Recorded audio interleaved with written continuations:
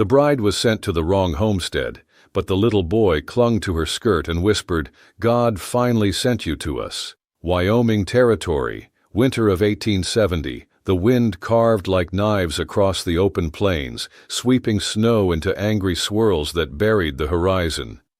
Miles from the nearest town, the vast white land seemed untouched by time, silent, solemn, and cruel.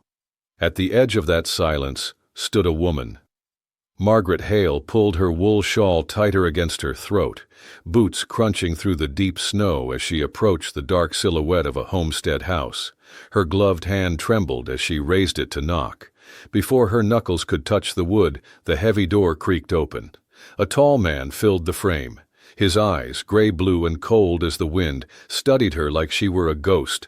The lines around his mouth were tight. His coat hung open just enough for her to glimpse a worn revolver on his hip and a gold wedding band still wrapped around his finger. Margaret steadied her breath. She had been sent by the Missouri Matrimonial Agency to marry a man whose name did not belong to this place. She had been told this was Sage Creek Homestead. It was Sage Creek, but the name on her paper did not live here. The man told her she had come to the wrong place. A gust of wind slammed into her back like a shove, but she did not move. A storm was coming, the last stage already gone for Fort Laramie, and there was nowhere else to go. The man hesitated for the length of a heartbeat, then stepped aside. She could come in, but only for the night. The warmth inside felt like falling into a memory. The homestead was sparse but solid. Stone fireplace crackling, rough-hewn furniture, walls that held their breath. She set her small trunk near the door and looked around. A single child's cap hung beside a man's rifle. A child's wooden horse sat abandoned near the hearth, and on the mantel, half-dusted, was a woman's portrait. The man followed her gaze and said the woman had passed 3 years prior. His wife. Margaret nodded softly and looked back to him. She had not come to replace anyone. She had nowhere else to be. He said nothing, only motioned to the spare room down the hall. She could sleep there tonight. In the morning, he would take her back to Fort Laramie. She accepted, too tired to argue. Then the house changed its breath. Soft footfalls crossed the boards. Out of the shadows of a nearby room, a small figure appeared. A boy, no more than 6, barefoot in a faded blue nightshirt. His dark hair fell in unbrushed waves. His face was pale, his eyes wide, like he had seen something no child ever should. The man froze. His hand moved not to his gun, but toward steadiness. The boy walked straight to Margaret. He said nothing, but his fingers clutched the edge of her skirt. His voice rose, small and unused, and gave the first words he had spoken in years. "God finally sent you to us." The room went still. The man's breath caught. He stepped forward and spoke the boy's name in a stunned whisper. The child did not let go. The man knelt slowly, disbelief in every line. The boy had not spoken since that night. Margaret bent to meet the boy's eyes. She said he would not be left, not that night. The man stood in silence, eyes unguarded for a single unsteady moment. He told her to stay until the storm passed. She agreed. In her gut, she knew the storm had already come, and she was inside it. The storm did not break. It buried the hills in white and sealed the roads in silence. Days passed, and the snow only deepened. The man did not speak much. On the morning after Margaret arrived, he said she could stay a few more days until the weather cleared. He did not say it kindly, but not cruelly either. It was a fact. The homestead felt unchanged for years. Time clung to the corners, heavy and unmoving. On the mantel, the photograph of a woman watched with quiet dignity. Her hair pinned high, her smile delicate, unsmiling. A thin layer of dust on the frame suggested it had been untouched for months, perhaps longer. A piano stood in the parlor, surface scratched, keys yellowing. Margaret ran her fingers along the lid and left it closed. It had once sung with joy, maybe lullabies. Now it kept its silence. In the wardrobe of her guest room she found a dress still hanging, fine lace, faded blue, sleeves stitched with care. It had belonged to the late wife. Perhaps he had meant to pack it away. Perhaps he could not. The man remained distant. He spoke in short, functional sentences and rarely met her eyes, yet his actions were precise, thoughtful. He added extra logs to the fire before she woke. He nailed down a loose window panel when the wind howled through. He repaired a crack in the kettle handle after seeing her struggle to pour. These things he did without a word, as if he were repairing the house for no one in particular.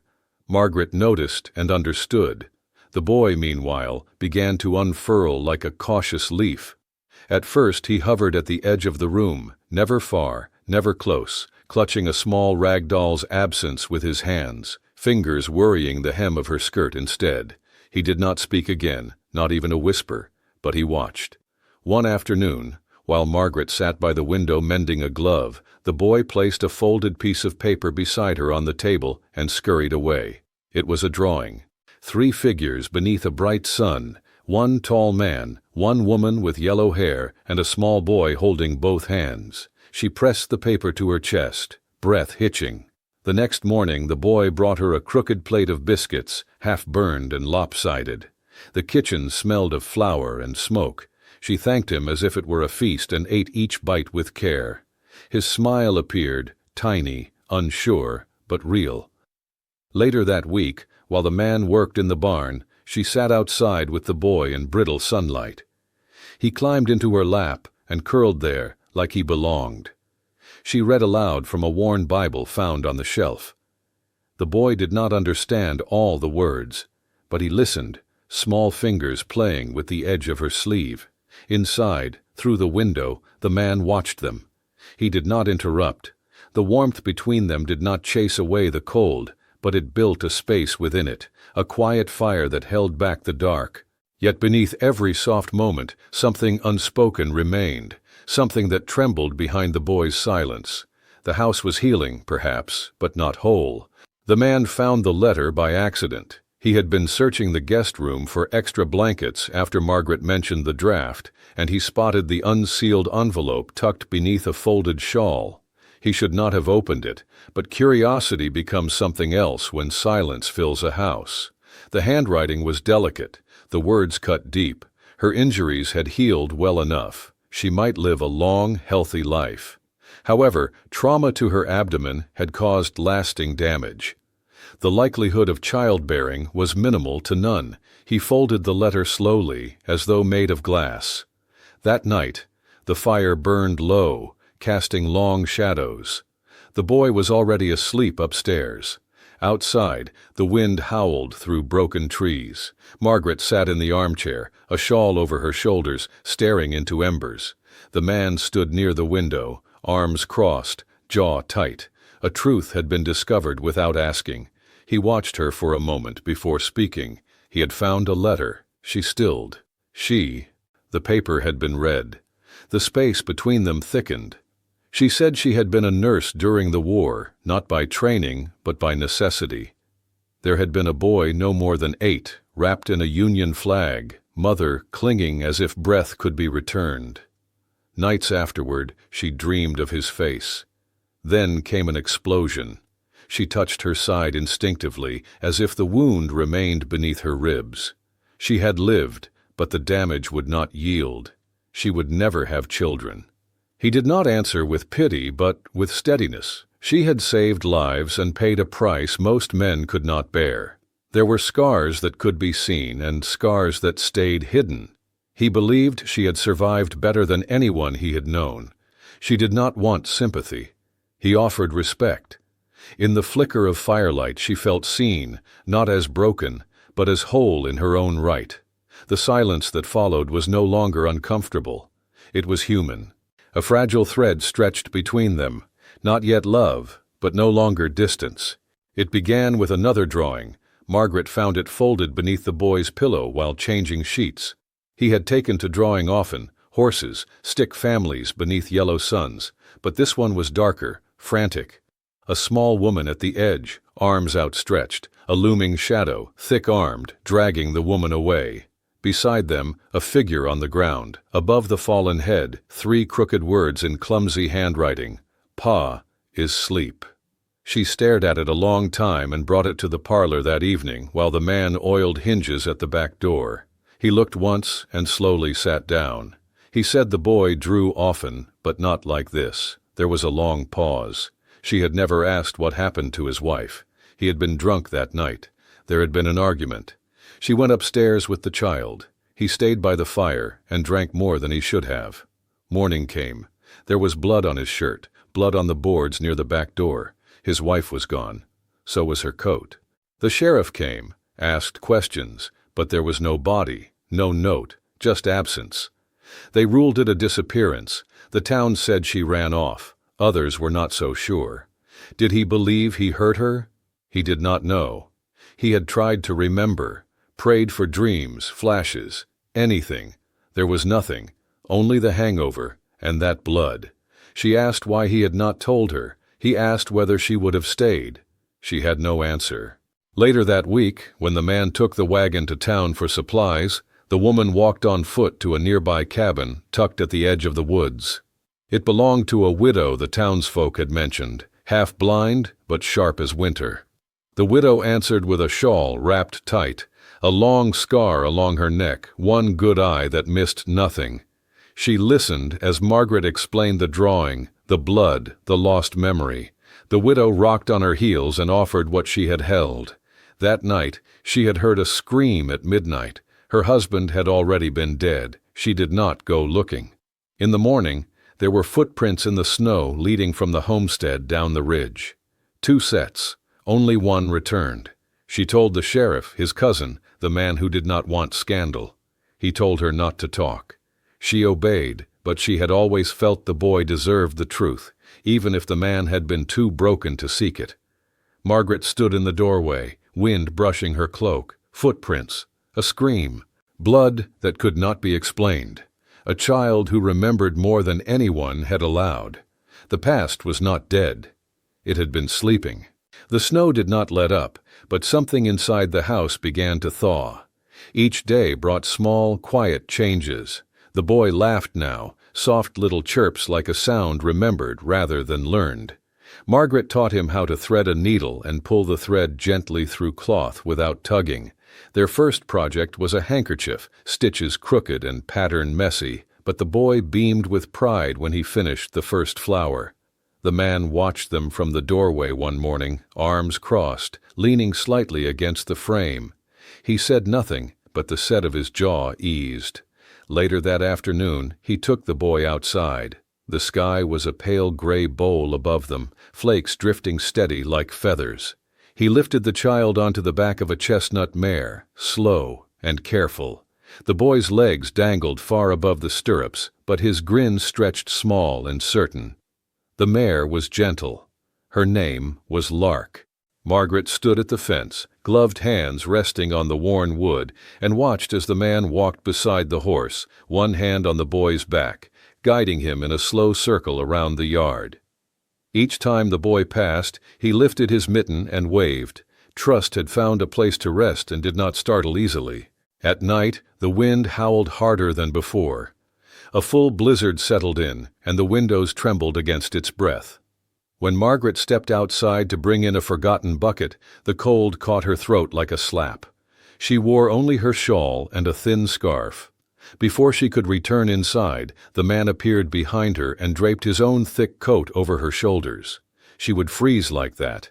Inside, near the fire, the coat still wrapped around her, the boy slept in the rocking chair, a ragged comfort clutched in his hands. The storm outside was merciless, but the room glowed.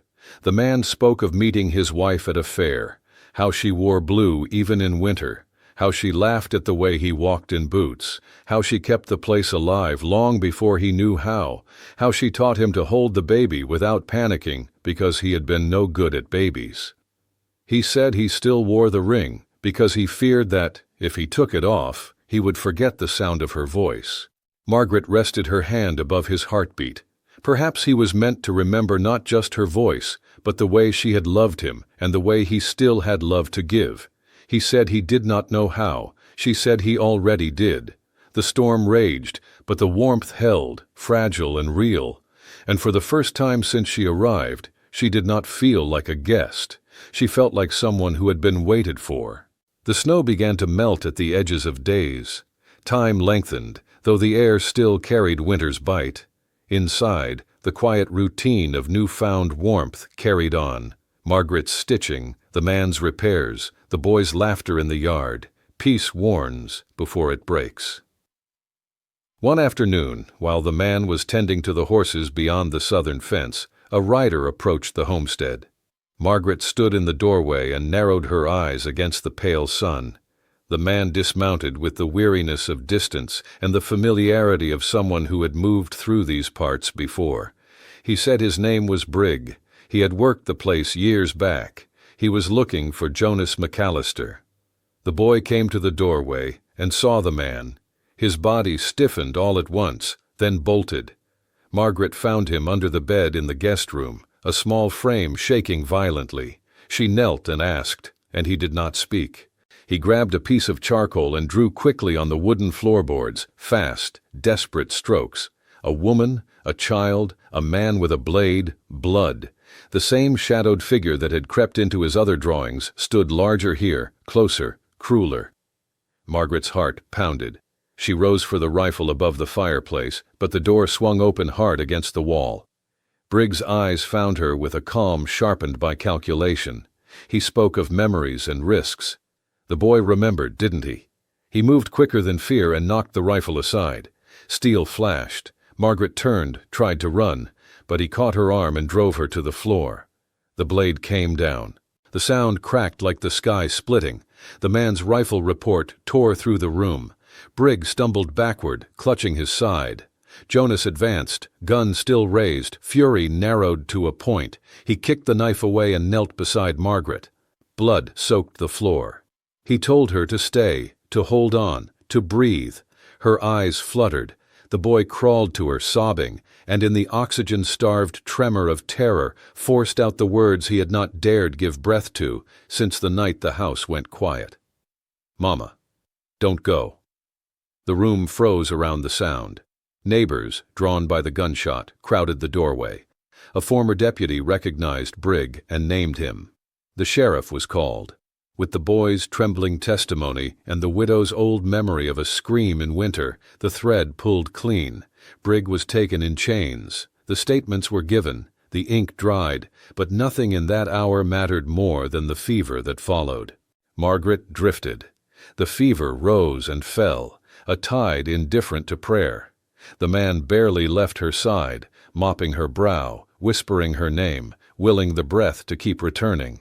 When the fever broke, it did so only for a brief hour. She stirred. Her eyes found him. He said he never should have let her be hurt.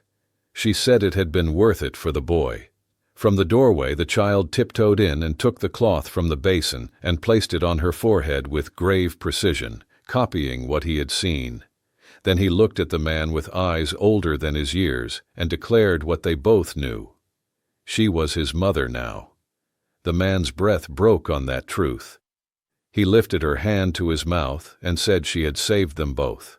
Strength returned the way dawn does in winter, slow, reluctant, edged by cold.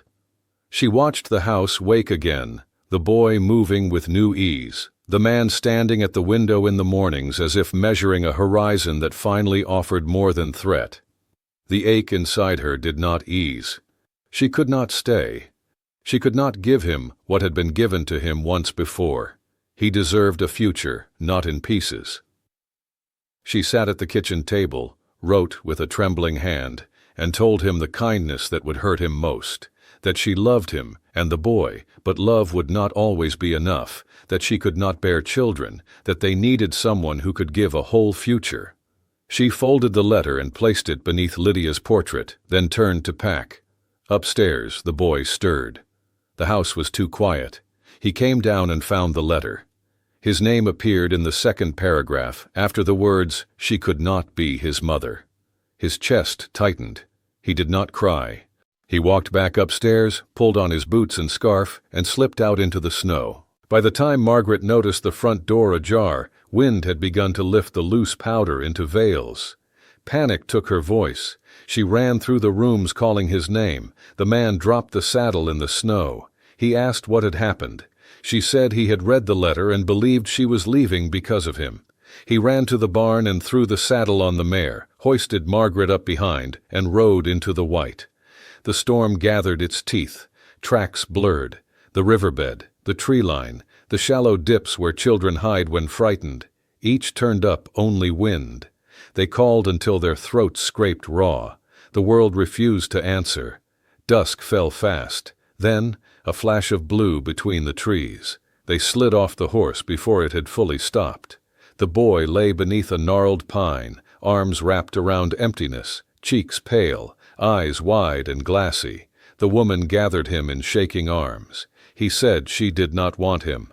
She pressed her forehead to his and told him the truth. She had been wrong to think she could protect him by leaving. She would not leave. The man knelt and wrapped his coat around them both and told the boy not to run again, that he was theirs, that nothing would change that. Cold arms climbed around Margaret's neck. The boy whispered that he wanted her as his mother forever. She said she would be if he would have her. The man found her hand and squeezed. In the middle of the snow-covered grove, with the wind finally losing its breath, a broken family pulled itself whole. The next morning the storm was over. The world wore a clean, fresh white. Trees bowed under weight, and the air held still. Inside, fire, soup, and the hum of a house waking after fear. The boy refused to let go of Margaret's hand. The man stood at the window, tired but changed. After breakfast he asked them to walk. They bundled themselves against the bright cold and followed the creek. At the bank, he stopped and turned. He had been thinking about what made a family. He pulled a small velvet pouch from his coat. Inside lay a simple ring, worn by time and obligation. He removed his wedding band and held it in his palm. He said Lydia was gone, and he had loved her, and loving her did not mean he had to stop living. He said the boy needed a mother, and he needed Margaret. He said family was not where they came from. It was where they chose to stay. He knelt. He asked Margaret Hale to marry him. She dropped to her knees, arms wrapping around the boy between them. She apologized for making him think she didn't want him. He said he had known she did. He had only been afraid. She said she had believed she had missed her chance to belong, that she was only good at leaving. He reached for her hand. She said she would stay. She nodded. Yes. He slid the ring onto her finger, the old promise carrying a new one. 1 week later, the church at Fort Laramie opened for a quiet wedding. The townsfolk filled the pews with warm glances and quiet blessings. People had heard how she had bled to protect a child who had not spoken in years. They had watched a man find peace in a woman he had not expected. Simple wildflowers lined the aisle. The man stood at the altar in his best shirt, visibly nervous. The doors opened. Margaret entered in a dress borrowed from the seamstress, hair pinned with sprigs of lavender. The boy in his blue vest walked proudly ahead, scattering petals with the joy only a child who believes can carry. When the preacher asked who gave the bride away, the boy answered, "I do." Laughter softened the room. After the vows and the kiss, and after the boy threw his arms around them both, the three walked out together into the light, no longer bound by grief, but united by grace. That night, as the fire cracked low and the boy slept peacefully between them, Margaret stared at the ceiling and whispered only once that she had not been born to be a mother, but she had been called to become one. In that house where so much had been lost, something finally felt found. Days settled into a steadier rhythm after the wedding, not grand but grounded.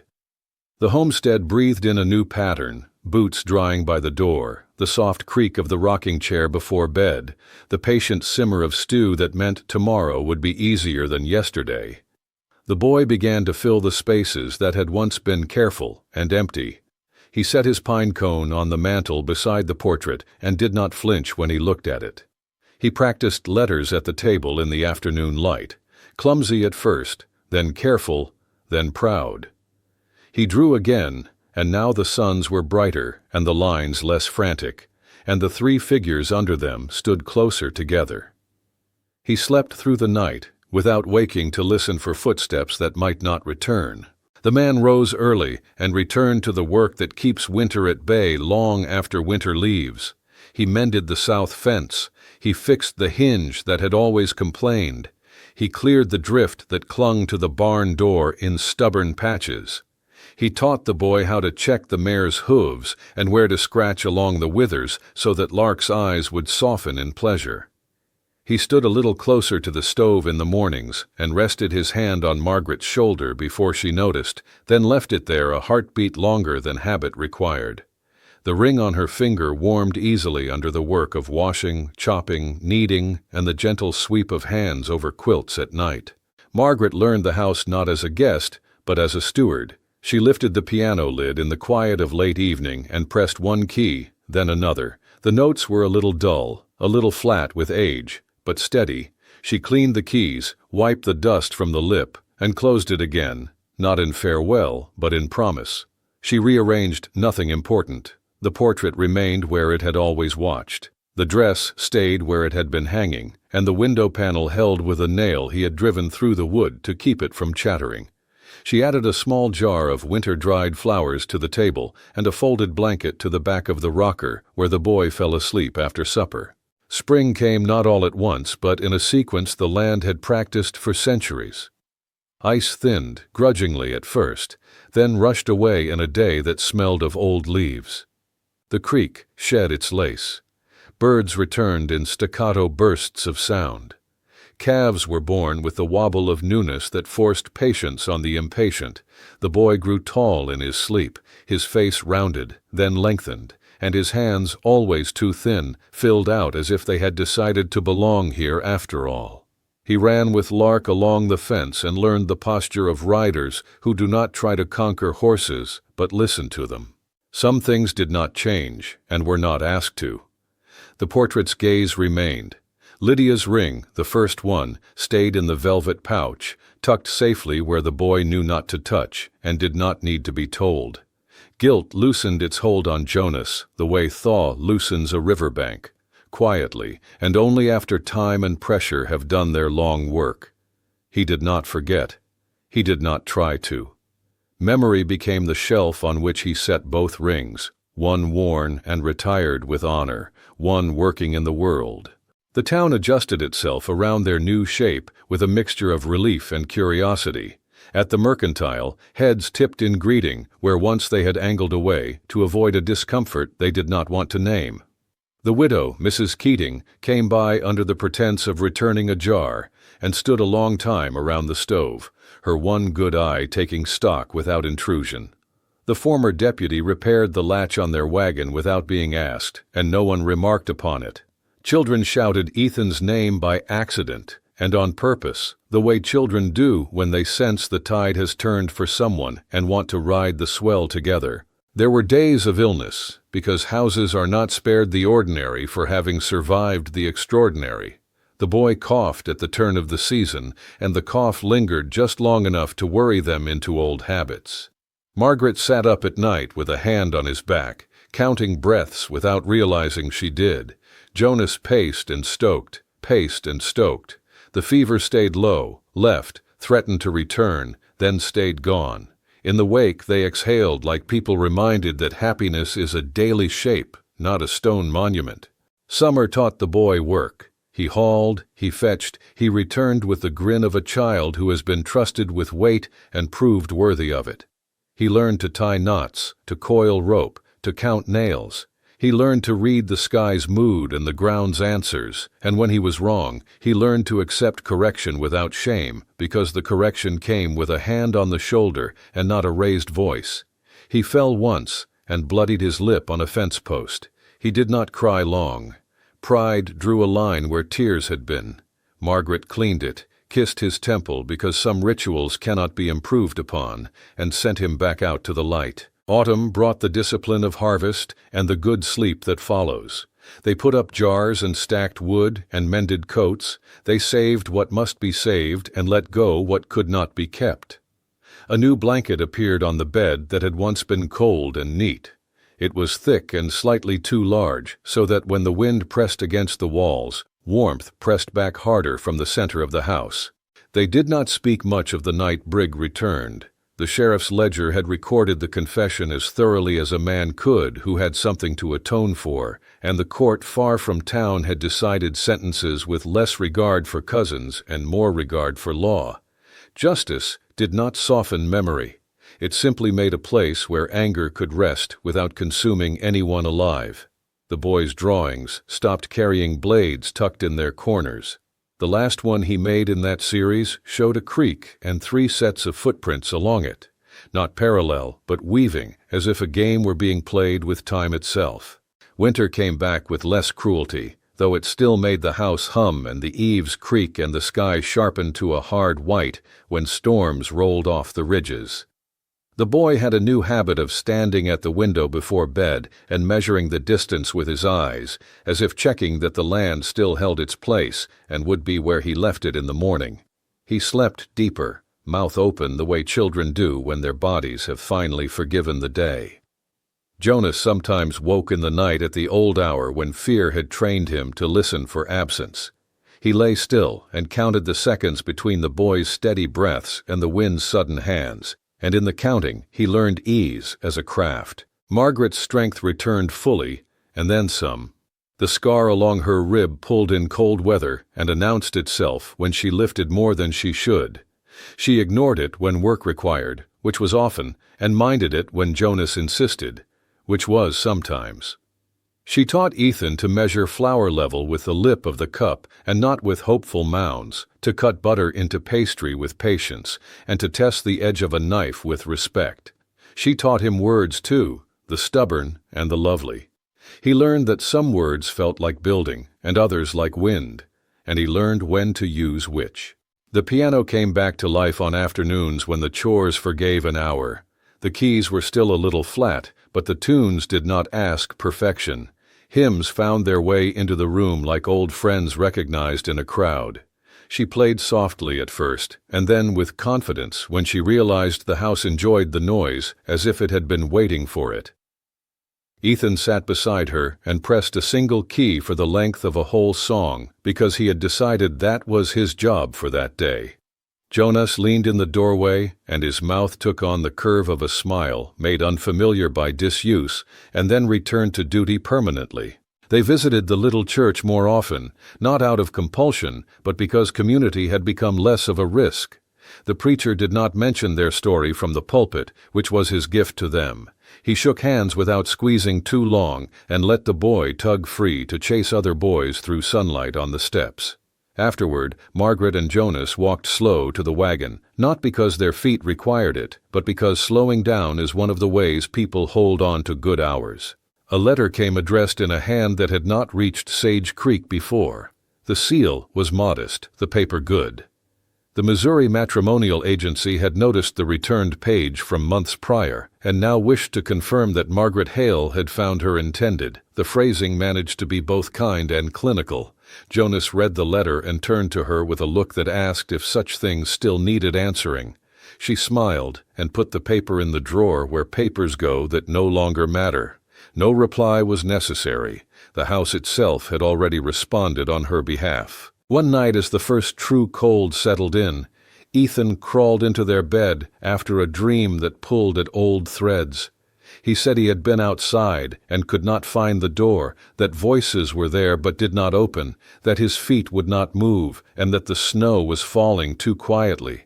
Margaret pulled him close and told him the truth that heals dreams, that he had found the door, that he lived inside now, that doors opened inward and outward both, and that the snow could fall as it liked, because 3 bodies make a better fire than one. Jonas lay a hand on the boy's back and on Margaret's shoulder, and in that triangle he felt a steadiness that had nothing to do with luck and everything to do with decisions made and kept. The widow visited once more before the deep freeze. She brought a jar of preserves and the kind of look that conveys apologies never asked for. She stood in front of the portrait and nodded once to the woman whose absence had been a presence for so long. She did not linger over it. She turned instead to the boy and praised the straightness of his posture, a compliment he wore like a medal all afternoon. When she left, she patted Jonas's arm with the old authority of someone who had seen him young and foolish and now saw him steady and forgiven. There were still arguments because homes that are honest do not outlaw disagreement. Jonas taught Ethan the difference between stubbornness and courage in the yard with a rope and a gate latch. Margaret taught Jonas that "I'm fine" can be true and untrue in the same day. Ethan taught them both that asking why is neither disrespectful nor a waste of time when the question is asked in good faith. They raised their voices occasionally, they lowered them more often, and apologies came without requiring someone to go first all the time. The second spring was louder. Growth had memory now. The garden bed, which had produced reluctantly the year before, cooperated with vigor.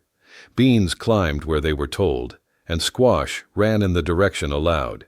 Ethan adopted a stray dog with one ear folded wrong and a limp that made him look perpetually in thought. The dog answered to nothing at first, and then grudgingly to a name that arrived after 3 days of trial. He slept at the foot of the boy's bed and developed a patience that only family can produce. Margaret took a trip into town alone for the first time since the wedding, not because she needed town, but because she wanted to test the new shape of her courage. The road held. The wagon creaked in familiar places. Faces met her with warmth, no longer hesitant. The seamstress admired the ring and asked without asking whether it had fit from the first or needed resizing. Margaret said it had fit. In the mercantile, she ran her fingers over bolts of cloth and chose not the cheapest, but not the most expensive either. She chose what would not fray with one hard season. On the way home, she stopped the wagon by the creek to listen to water run, just for the sake of listening to something that always goes forward. At home, Jonas and Ethan built a small coop for the hens that had arrived by barter. They measured twice and cut once and then measured again because the first measure had been a guess. The structure stood upright and proud and a little crooked, the way most things do when hands still learning have done their best. Margaret pretended not to see the tilt so she could relish their pride without dampening it. Eggs collected in the morning became rituals that kept the boys' steps light before breakfast. Letters began to arrive more often now, and not only for business. A cousin from far back in Jonas's line sent news of a child born, and a crop failed, and a neighbor lost, and a hymn learned. Margaret received a reply from a friend of the war years, who had believed her dead, and now wrote as if the past were a country they could visit without setting up camp there. She did not often answer the letters about the war. When she did, she kept the sentences short and the gratitude long. They marked the day of the first arrival at Sage Creek without ceremony. It came and went like any other. Margaret noticed the date on the almanac and did not mention it until evening. Jonas noticed her silence and did not press. Ethan, who kept time by meals and sleep and the changing light, asked for another story before bed and got one. When the lamp was turned down, Margaret lay awake a few minutes longer than usual. The house did not feel different. It felt exactly as it should, a place that had learned to hold them, no more and no less. The third summer was kinder. Work found its rhythm and held it. There were storms that came fast and left branches behind for kindling. There were days so hot the dog slept under the porch and refused to be summoned by anything but the noise of a plate. There was a gathering at the church when a new bell was hung, and Ethan rang it twice before anyone could stop him, and then apologized with such sincerity that even those who liked rules smiled at him. Margaret took her turn at the table and did not flinch when a hand she remembered from a darker season reached for the same spoon. The town had reshaped itself around them. She realized suddenly that she had as well. When the fourth winter's first snow fell, it came without malice. It laid itself softly over the pasture, and along the fence rails, and on the roof, in lines that made the house look dressed rather than burdened. Ethan stood on the porch with his hands in his pockets and declared it good, and though he did not place his palm to the wood as he had once done when asking the house to prove itself, he lingered there an extra minute, as if granting the place a wordless blessing. Inside, The kettle sang on time, and the piano lid lifted without prompting, and the dog claimed the hearth with the authority of age. They spoke sometimes of what family meant, not as a philosophy but as a habit. Family was how blankets are tucked and untucked.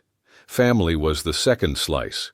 Family was the extra nail in the hinge that does not need it but keeps the door from wobbling when the wind pushes. Family was a boy's question answered at the table instead of deferred. Family was the portrait honored, the ring kept safe, the letter drawer shut gently, the name spoken aloud without summoning ghosts. The line that had once saved a night came back to them sometimes in the quiet, not to sting, but to steady. The boy had said, "God finally sent you to us." He had been right in the way children are, right when they do not know the rules they are breaking. He said it again once, years later, not to Margaret but to Jonas, when a hard day had ended and the fence had held and the mare had foaled without trouble. He said it with a grin that understood its own memory. Jonas put his hand on the boy's head, then on Margaret's shoulder, and the three of them stood there in the yard, and the sky was the kind that does not announce weather but permits contentment. Life did not ask their permission to be ordinary, and they gave it none. They took it anyway, morning after morning, until the years lined up behind them like fence posts that could be counted by anyone who cared to walk the perimeter. The house aged in the honest way homes do. One board replaced here, a stone repointed there, a new quilt added, an old pan retired, a scratch on the table from a night of too much excitement that could not now be sanded out without removing the memory along with it. They let the scratch remain. In the deep of one winter, when the air was so still that sound broke like glass, Margaret woke before dawn and lay listening to the small noises that meant everything was as it should be. The slow breath of the boy, no longer quite a boy, down the hall, the gentle shift of Jonas as he rolled to warm the place her shoulder had left, the soft click of the dog's claws as Dreams turned his paws against the floor in cautious chase. She thought, not for the first time, of the letter she had once written and left beneath the portrait. She felt no shame. She understood now that the letter had been written from fear rather than lack, and that fear had been answered not by argument but by endurance. Outside, the horizon waited for light. Inside, she reached for Jonas's hand and found it already reaching for hers. When Ethan's door opened later and he padded down the hall for the first coffee he was now allowed to taste on cold mornings, they made room for him beside the stove and told him to sit a minute and listen to how quiet the house could be. He sat. He listened. He learned again what he had always known, that quiet can be the loudest proof there is that a place is safe. If this story held fast, if the winter roads, the softest words, and the chosen bonds felt true, keep walking on with us for the next tale that begins where storms end and homes begin, and don't forget to like, subscribe, and share to hear the next chapter as soon as it arrives.